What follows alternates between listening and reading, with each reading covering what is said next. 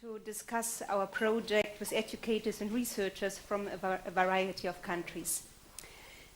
I'm going to present findings from a project in which we developed seminars for employees of state institutions. It's too loud, I think, huh? Oh, it's okay. Starting with the role of the police, judiciary and civil service under the Nazis and their participation in the Nazis' policy of exclusion and extermination, the seminars trace the continuities and changes in these institutions before 1933 and after 1945, while drawing connections to current human rights issues as they relate to the participants' professional environment. In this project that I will present closer, we cooperated with educational institutions associated with the police, civil service and judiciary in Hamburg, whose members continue to participate in seminars at the Neuengamme concentration camp memorial.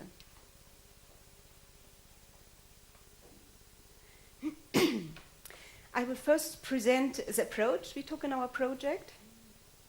Then I will provide an overview of the seminar modules that we developed before discussing some of our experiences in the project. The employees of state institutions don't necessarily have an opportunity to visit memorials dedicated to the remembrance of Nazi crimes. During their formation, they generally do not examine the role of their respective institutions in the Nazi era, at least in Germany it's like that. We therefore posed the question in this project: why should employees of judiciary, police forces, and public administration be interested in the topic and visit a memorial? And how can historical learning be combined with human rights issues, when working with these target groups? As I will explain, we believe that examining the actions of state institutions in the Nazi era can help convey the necessity of human rights as a foundation and benchmark for the actions of and in state institutions today.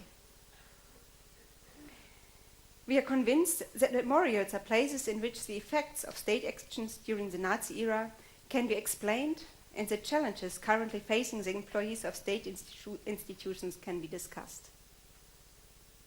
Without the assistance and willing initiative of public authorities and administrative bodies, it would not have been possible to implement the Nazis' inhuman and murderous policies.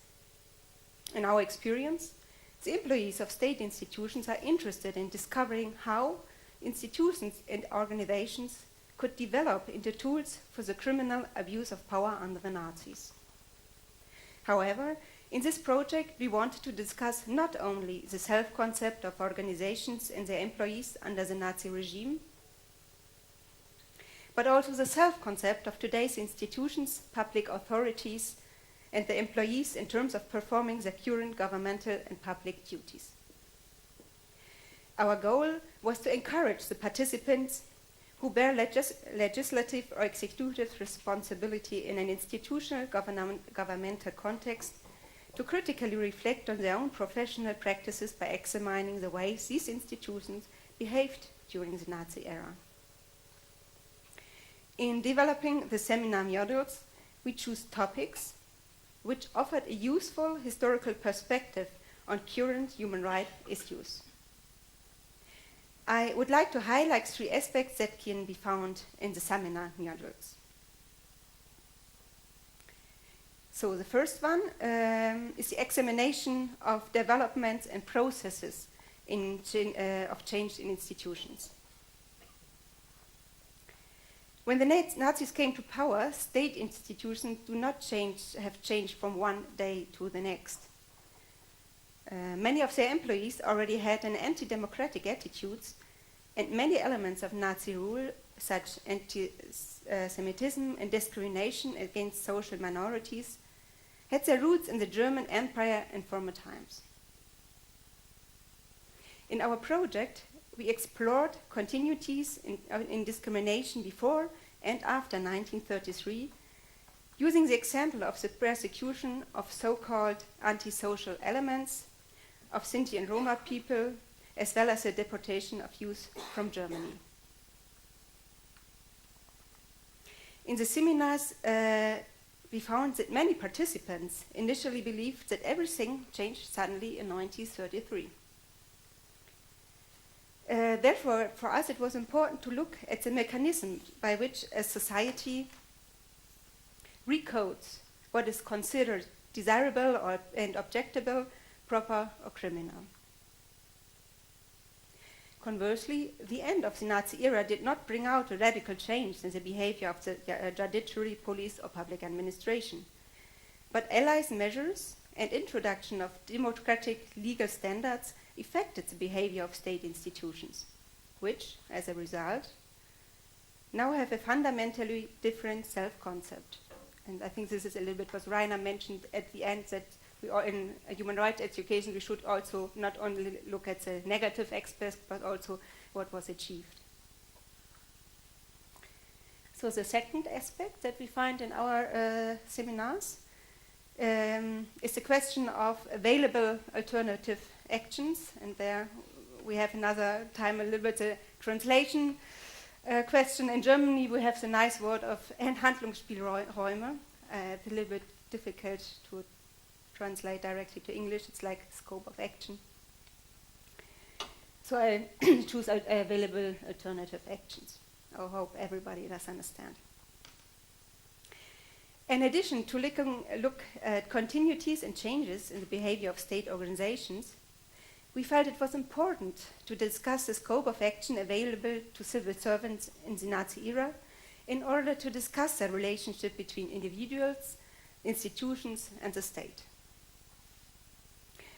This was a controversial topic of discussion in the seminars. How much decision-making authority do the employees of state institutions actually have? How should we evaluate the plea of superior orders invoked by members of the Reserve Police Battalion 101?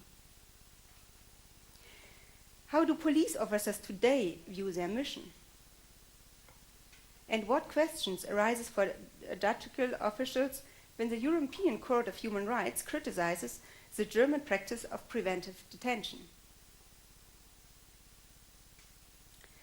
How do administrative officials view the restrictions applicable in asylum law? The difference between human rights and the law gives sometimes rise to dilemma for the people working in public institutions. That is, the employees must come to terms with the fact that not all legal regulations are compatible with human rights. So I come to the third aspect we find in our seminars. The employees of state institutions are usually familiar with the working of the state, with legal codes and legal texts, and with basic and human rights. So they are a special group of participants in comparison with pupils, for example. Through these seminars, we wanted to raise awareness that this orientation on basic and human rights is, historically speaking, not self-evident. Employees of state institutions are also permanently caught in a conflict between fundamental individual rights and the society's need for security. In recent years, the balance between the 2 points has increasingly shifted in the course of the war on terror. In our work, we repeatedly encountered the following situations. Participants initially found it interesting and stimulating to look at the role of civil servants under the Nazis. But when it came to current human rights questions relevant to the respective occupational group, such as a prohibition of torture, then the group became a little uneasy. And participants sometimes asked what the human rights issue of today had to do with the historical events of the Nazi era. Our answer to this question: these topics make it possible to convey that there are elements of discrimination today which have their precursors in the Nazi era and earlier epochs of German history. And they also facilitate a discussion of the importance of defending the legal achievements of democracy. After all, as a consequence of this systematic injustice of the Nazi regime, basic on human rights are now guiding professional principles for public officials and civil servants today. Examining past institutional injustices and analyzing structural discrimination within institutional frameworks can sharpen awareness of current threats to human rights, which are inherent in institutions as well as in societies. In short, the seminars also look at how institutions must behave today so that human rights are protected. I would now like to introduce some of the seminar modules that we developed in the project, as it was also a little kind of research. We tried things and then we changed this and took other themes. And some of them we stayed with. And we have published them in the book. It was on the book table. It was for view only. If somebody is interested, I have some more with me. And so who wants to have a look can see it. And some, it's in German. And some excerpts of the book we translated in English for the conference, so you can have an idea how the book works. Coming back to the seminar models, they are described there, but also the seminar materials are found on a CD in the book. The seminar modules consist of an associative introduction relevant to the present day, 3 modules on the institutional history of the police, judiciary, and public administration, which look at the systematic integration of these bodies in the Nazi system, as well as continuities and changes after the war. And there are 5 modules in which past and present perspectives on institutional behavior are viewed in the relation to current human rights issues.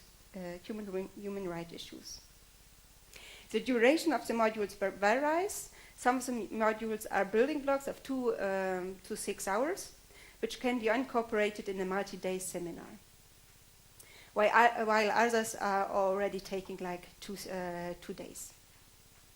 So I will present some of them now. Oh, this is a book. If you search it, it looks like that.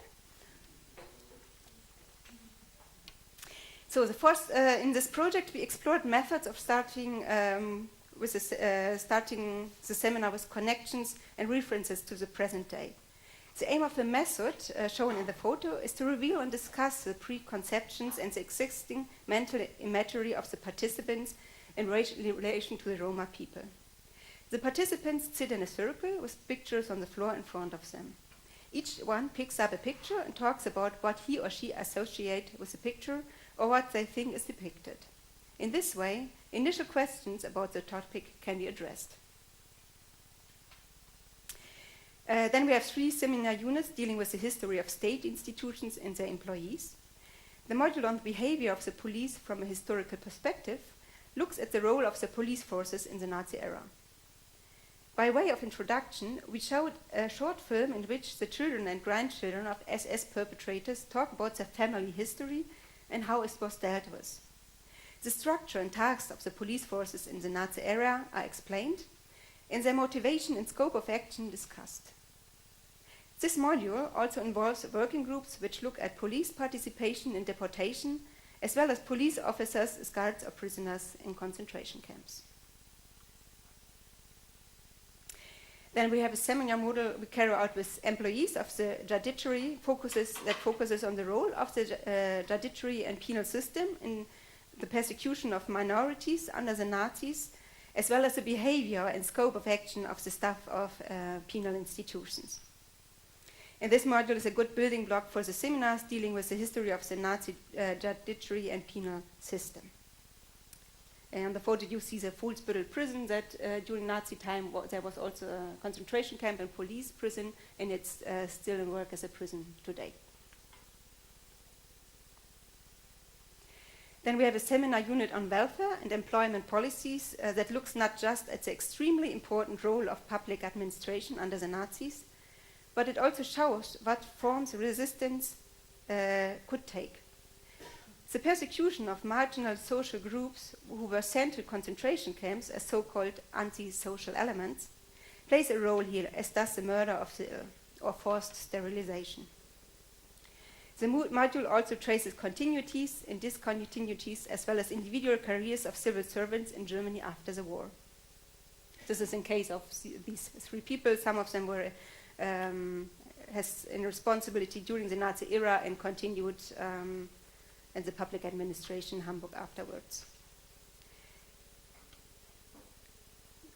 The 5 seminar units relating to human rights issues explored current topics in relation to historical experiences and following up on the modules covering institutional history.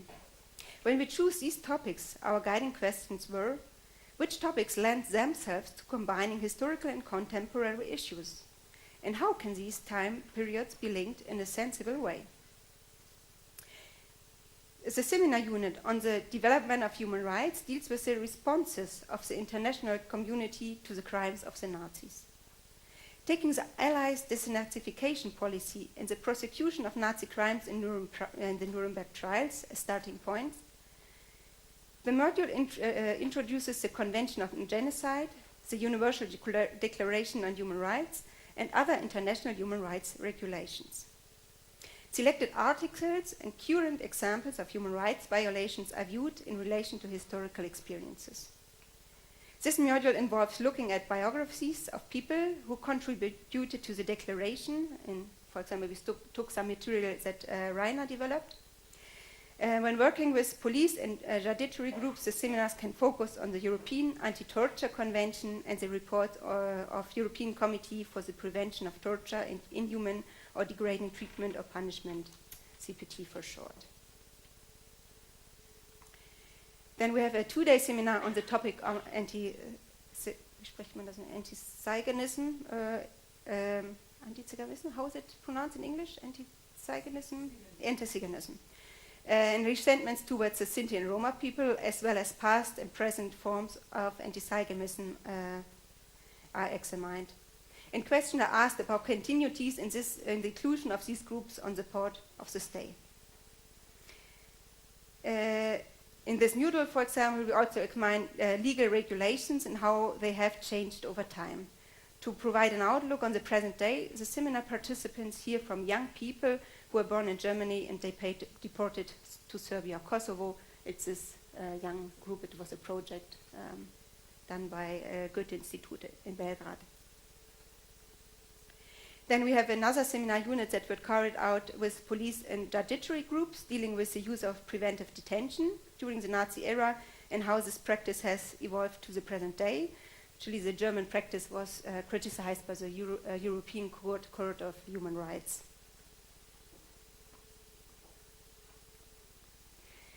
The seminar unit on forced labor and compensation is particularly interesting to administrative employees. This module takes place over 2 days. On the first day, the participants look at forced labor and its economic role in the functioning of the Nazi regime. And on the second day, they examine compensation practices after the war and the way in which former forced laborers have been treated in the present day. And it's actually a work that students in public administration will do later. Also looking at these, how this is rolled on in administration. And finally, I want to mention a seminar unit dealing with refugees issues. This module revolves around the past and present situation of child refugees, which is viewed in relation to the actions of public administrators under the Nazis and in the present day. The history of the Kindertransport rescue effort in the Nazi period is examined in connection with current reasons for the refugee situations. Reference is also made to the current regulation applicable to refugees. So this was a small overview, and then I come to my third point. Before finishing, I would like to talk about some of our experiences in the project. We had agreed with our partners that we would have at least 2 days to carry out the seminars. I think this was a very good starting point. Experience showed that a shorter period of time is not enough to reasonably combine the historical and contemporary content on a historical site. The transfer between historical content and contemporary issues posed a methodological challenge. In order to ensure that there were no gaps, we drew direct connections between the two time periods. As you can see from the overview of the seminar modules, we choose the seminar content with the target groups in mind, both to spark the interests of the participants and to be able to look at difficult human rights situations in the context of occupational environments. The focus is on the structural conditions for the behavior of institutions during the Nazi era and the present day, not on evaluating the behavior of individuals. When this is clear to the participants, it reduces the resistance that might be encountered if individuals identify too closely with their own occupational group. In an early phase of the project, we carried out interviews and moderated group discussions to find out something about the attitudes, opinions, or prior knowledge of our seminar participants. This paid off when developing the seminars and collaborating with institutions and their educators. In closing, I would like to say that in our seminars, we are testing different approaches to combining historical learning and human rights education with participants who have certain skills and qualifications. We discuss current human rights challenges in connection with historical perspectives in these seminars. And in some seminars, we explicitly address human rights, while in others we focus on embedding current human rights issues in a historical context. We believe this approach is an asset both to historical education and to human rights education.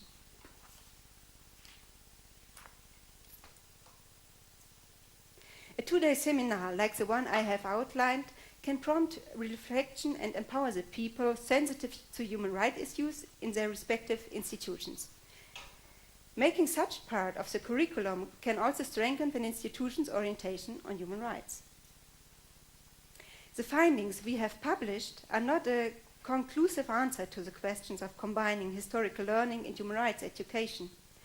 However, it was therefore also important to us to share our project's experiences with other educators in order to enter into a discussion with them.